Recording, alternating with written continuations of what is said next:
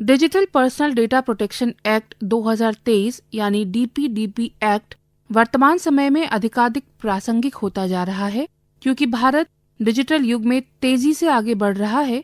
साथ ही तकनीक और इंटरनेट के बढ़ते उपयोग के साथ व्यक्तिगत डेटा की सुरक्षा और गोपनीयता सुनिश्चित करना अत्यधिक आवश्यक हो गया है। इस कानून की प्रासंगिकता को समझने के लिए सुनते हैं AI स्टार्टअप एंटरप्रेन्योर विनय फडणीस को, जिनसे बात की मनोज माइनकर ने। कानून और टेक्नोलॉजी ये बहुत पुरातन काल से एक दूसरे को कॉम्प्लीमेंट करते आए हुए हैं। जब भी कोई नया प्रकार का कानून आता है, उसके हिसाब से टेक्नोलॉजी को मुड़ना पड़ता है। कोई भी कानून जब भी किसी बड़े प्रजाति या किसी बड़े देश के लोक संख्या के अनुकूल आता है, उसके हिसाब से जब भी टेक्नोलॉजी मुड़ती है, अंततः भला लोगों का ही होता है। क्योंकि ये सब मिलके, अगर आप सोने का ही उदाहरण ले लो, सोने में एक हॉलमार्क होता है। अगर ये हॉलमार्क ना हो तो सोने की खरीदी बहुत कम हो जाएगी, क्योंकि उस मार्केट में भरोसा ही नहीं रहेगा। जैसे हॉलमार्क आ जाता है, जैसे वो सरकार का ठप्पा आ जाता है कि ये जेन्युइन है, तब लोग उसे आसानी से विश्वास कर सकते हैं उसके ऊपर। अभी ये सब जब टेक्नोलॉजी में आता है, तब अभी सोने से भी ज्यादा कीमती, ज्यादा मूल्यवान अपना खुद का डेटा है। मतलब आपका खुद के इमेजेस, आपके खुद के ऑडियोज, आपके खुद के फिंगरप्रिंट्स, आपके फेस स्कैन्स, बॉडी स्कैन्स, ये पूरा डेटा जब आप किसी दूसरे ऑर्गेनाइजेशन को, किसी दूसरे कंपनी को देते हो, तब अभी सरकार का कहना यही है, आप उस निर्णय के केंद्र बिंदु होने चाहिए। दूसरा कोई कॉर्पोरेट, दूसरी कोई कंपनी आपसे बिना पूछे आपका डेटा का व्यापार नहीं कर सकती है। जब आप आपके खुद के डेटा के मालिक हो जाते हो, तब आप चुन सकते हो कि कौन सा कॉर्पोरेट, कौन सी कंपनी, कौन सी गवर्नमेंट एंटिटी कैसे कहाँ आपके डेटा का यूज कर रही है। विनय, आपका तो पूरा काम आर्टिफिशियल इंटेलिजेंस से जुड़ा हुआ है। इस लॉ की हम बात कर रहे हैं, DPDP, उसमें आपको तो बहुत नुकसान होने का चांस है कि आप बिल्कुल उस घेरे में आ जाएंगे कि सोने के गहनों के उदाहरण पे ही जाना चाहूंगा। एकदम स्टार्टिंग के कुछ स्टेजेस में थोड़ा नुकसान हो सकता है, बट अगर हम एक बड़े कालावधि को देखेंगे, लेट्स से 5 साल 10 साल के बड़े कालावधि को, तब किसी भी रेगुलेशन से फायदा ही होता है। क्योंकि जो हमारा एंड कस्टमर होता है, जो एंड यूजर होता है, उसका जब भरोसा बढ़ता है सिस्टम में, क्योंकि उसको बैक करने वाले गवर्नमेंट एंटिटीज है, लॉ एंटिटीज है, पुलिस एंटिटीज है, गवर्नमेंट बॉडीज है, ये सब लोग जब इसको बैक करते हैं, तब एक क्लैरिटी आ जाती है। भारत के बाहर से जब पैसा भी भारत में आता है, फॉरेन इन्वेस्टमेंट आ जाती है, उन लोगों को भी एक क्लैरिटी बहुत महत्वपूर्ण होती है। और इस क्लैरिटी को लेके उनके पास भी क्लियर आइडिया होती है कि कौन सी चीज में इन्वेस्ट करे, कैसा करे, इसका आगे की ट्रेजेक्ट्री क्या हो सकती है, आगे जाके कौन सी चीज कैसे अफेक्ट कर सकती है बड़े पॉपुलेशंस को।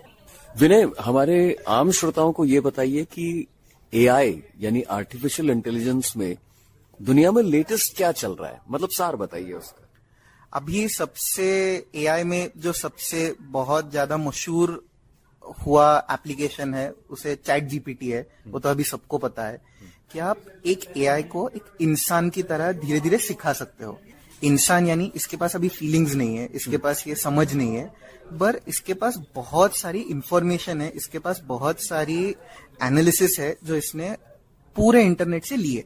अभी इसको अगर आप कंपैरिजन तौर पे देखोगे तो ये किसी भी इंसान के ब्रेन से 1000 गुना बड़ी है।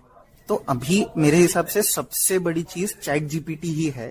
और अभी इसके एक एक एप्लीकेशन हम देख रहे हैं कि अभी इंडस्ट्रीज में कैसे यूज हो सकता है। अभी हेल्थ केयर में ChatGPT आ रहा है कि हर एक छोटी छोटी चीज के लिए डॉक्टर अगर नहीं मिल रहा है, किसी दूर दराज के किसी गांव में डॉक्टर नहीं है अवेलेबल, तो जल्दी से फोन खोल लो। अभी इंटरनेट, जनरल डेटा सर्विसेज अभी हर जगह पहुंचे, तो वहां से अपना फोन खोलो, चैटबॉट्स पे जाओ, ChatGPT को पूछो मुझे ऐसा ऐसा हो रहा है, अभी इसका क्या रिपरकेशन है, अभी मैं क्या दवाई ले लूं। थोड़ा तो प्राइमरी डायग्नोसिस ChatGPT ही आपको दे देगा। तो इस तरह से मेडिकल, स्पोर्ट्स, एजुकेशन, एडवाइजरी, बहुत अलग अलग चीजों में ChatGPT ऊपर आ रहा है और लोगों की जिंदगी बहुत एफिशिएंट कर सकता है, बहुत इजी कर सकता है। आपके काम में AI कहाँ इस्तेमाल होता है? अभी हम बहुत अलग अलग क्षेत्रों में काम करते हैं। अभी हमने रिसेंटली काम किया था जहाँ पे हमने उनको एक सेंसर और सॉफ्टवेयर बना के दिया था जिससे वो समझ सकते हैं कि दूध कितना प्योर है, उसमें कोई मिलावट है या नहीं है। इस चीज को पहले 7 दिन लगते थे, अब ये कुछ सेकंड के ऊपर आ गया है। तो ये एक चीज है। फिर इसके बाद मैन्युफैक्चरिंग कंपनीज में हम लोग काम करते हैं कि कौन सा पार्ट कैसे बनाए, किस मशीन पे बनाए, मटेरियल का वेस्टेज सबसे कम कहाँ पे हो। इसके बाद हम लोग लॉजिस्टिक्स कंपनी के साथ काम कर रहे हैं कि अगर कोई खराब होने वाला पेरिशेबल माल है तो उसको कम से कम टाइम में कहाँ तक पहुंचाए। अगर किसी जगह पे ज्यादा स्टॉक है, किसी जगह पे कम स्टॉक है, तो उनको उसी वक्त बताए कि अभी आप एक ट्रक हायर कर लो, इसको यहाँ से दूसरे जगह पे शिफ्ट करो। उसका जो कॉस्ट है वो भी आपके प्रॉफिट से मैच कर सकता है। तो रियल टाइम ये सब एनालिसिस। उसके बाद हम लोग अभी जनरेटिव एआई, इस एरिया में भी हम लोग अभी बहुत काम कर रहे हैं। इसके अलग अलग एप्लीकेशंस, मतलब अभी वकीलों के लिए चैट जीपीटी, जहाँ पे वो जो इनिशियल ड्राफ्ट होता है वो 80% एक समान ही होता है अलग अलग एप्लीकेशंस में। मतलब अगर आप एक प्रॉपर्टी एग्रीमेंट कर रहे हो, उसमें से थोड़े आप अगर नमूने छोड़ दोगे तो बाकी का पूरा ड्राफ्ट सेम ही रहता है जनरल। तो वो पूरा ड्राफ्ट ऑटोमेट हो सकता है क्या? इससे कॉस्ट कम हो सकती है क्या? किसी बंदे को काफी सस्ते दाम में ये पूरा ड्राफ्ट करके मिल सकता है क्या? ऐसे सब चीजों में हम लोग काम कर रहे हैं। और भी देश के सेवा में हमें और काम करना है। अभी हम लोग defence, general strategic investment, finance, ऐसे सब प्रोजेक्ट्स देख रहे हैं अपने देश के भी।